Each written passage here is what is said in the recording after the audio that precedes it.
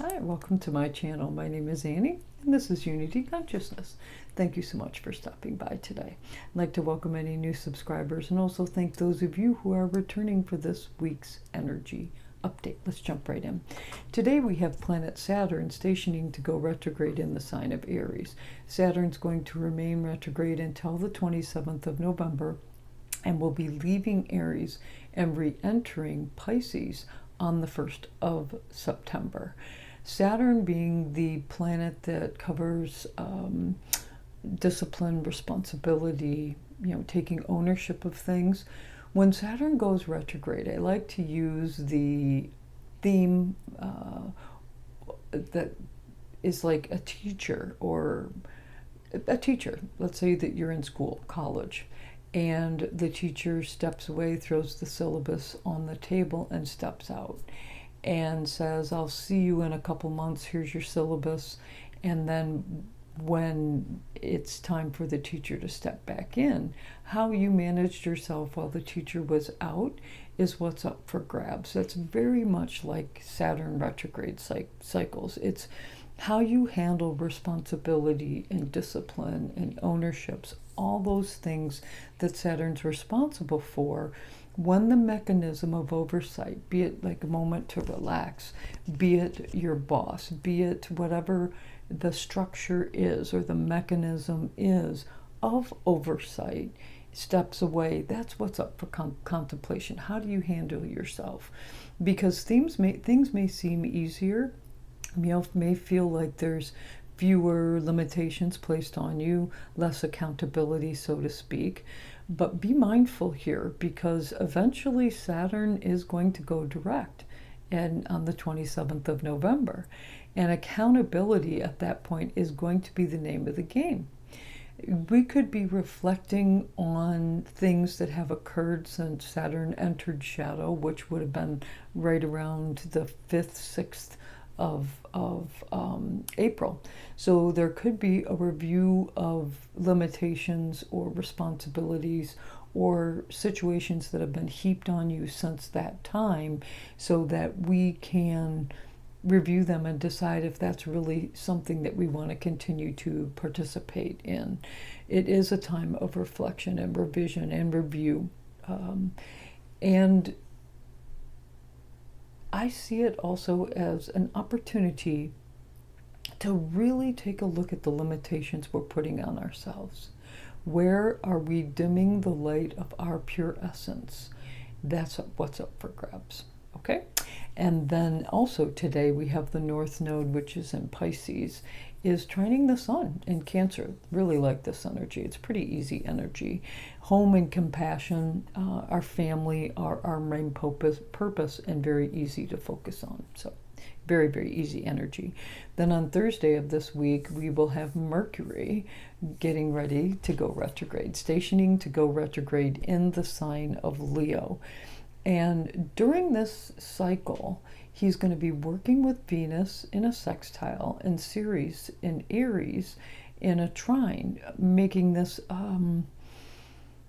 more of an opportunity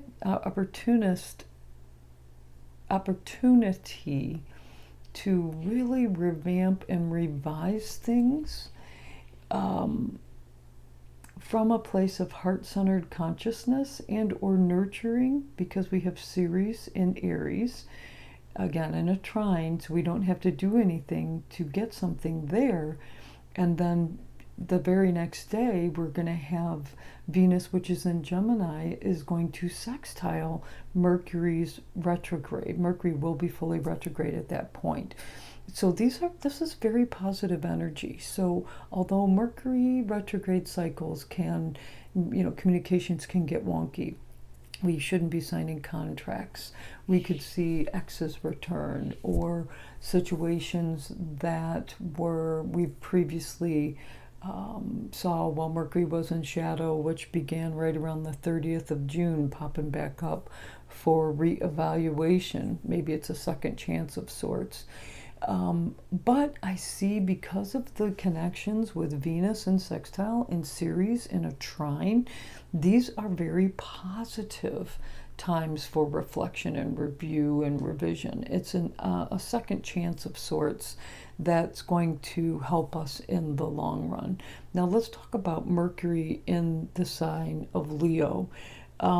Mercury in the sign of Leo, we've talked about this before, could be very ego-centered, could be drama-laced, wanting to be the center of attention, very good storyteller, but really we want to step away from ego-centered communications. Leo is also very courageous, it's prideful, but when coming from a place of heart-centered consciousness, that's very fulfilling and wonderful and solar-baked energy that really fortifies our essence. And with Ceres here providing the trine, all about nurturing, Ceres is all about nurturing. Ceres in the sign of Aries is nurturing ourselves. So this could be a very, very, very good time to rethink heart-centered communications, heart-centered actions and love and relationships that help us nurture from a place of heart-centered consciousness. Now, there could be a lack of confidence because this is a retrograde cycle, or perhaps lacking courage in some way that can be humbling. There could be a humbling situation that pops up that causes you to reflect and revise and review. Also, we're being asked to listen before we speak during this time. And we don't want to let ego and pride rule. We want to come from a place of heart-centered consciousness this Mercury retrograde season. Okay? So Mercury entered shadow on the 30th of June.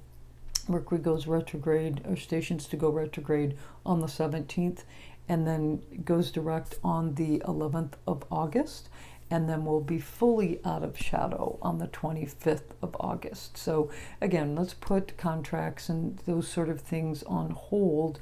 However, we may see things, because there's some relativity here for a portion of the degrees that Mars was retrograde last year. Mars was retrograde at a portion of this Mercury retrograde cycle.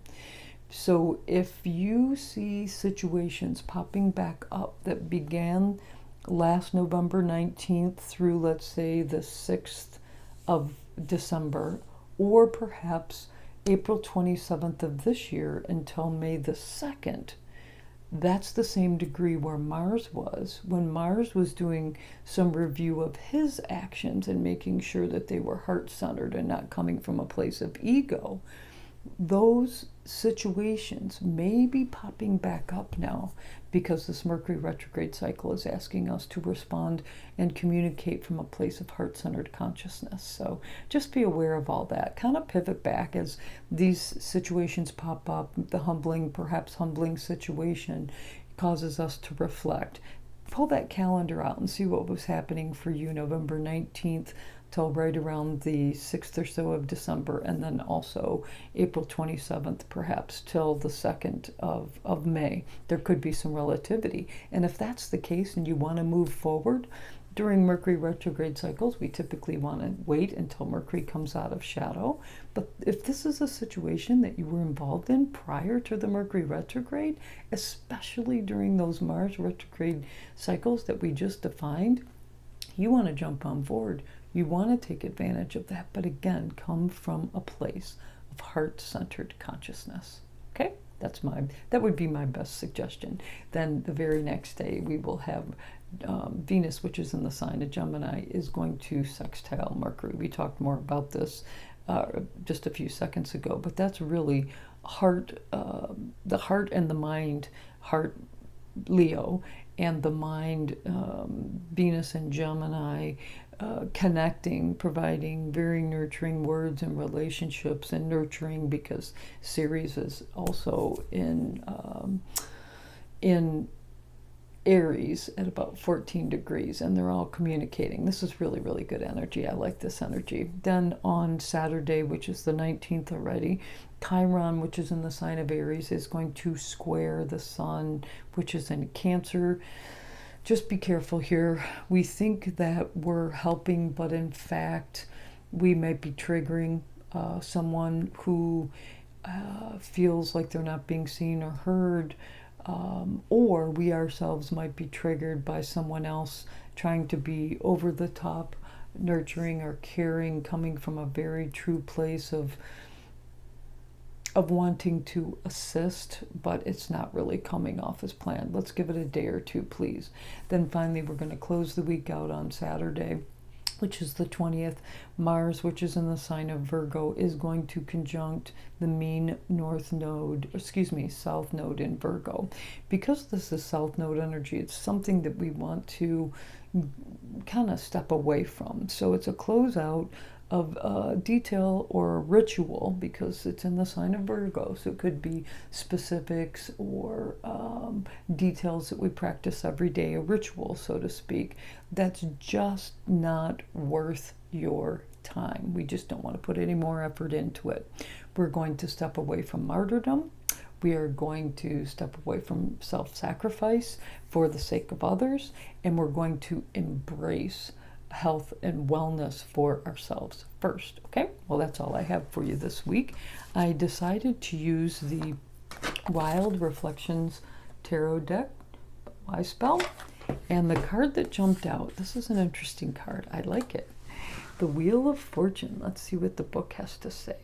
Change, cycles, fate, decisive moments, luck, fortune, and unexpected events. The Wheel of Fortune turns evermore, seemingly to communicate that life is made up of both good and bad times, and that the cycle is one that we cannot control. Rapid change will bring new opportunities, and it will make your life better. New circumstances can put an end to past difficulties and herald a period of good fortune and success. Well, thank you so much for joining me today. If you like this video, please do click the like button. If you know someone that could be helped, please share this video with them. Any comments or suggestions, post them in the comment box below. You know, I do love to hear from you. And if you want to know when videos are being dropped, click the subscribe button. I truly appreciate your support. I hope you have a fabulous week. Namaste.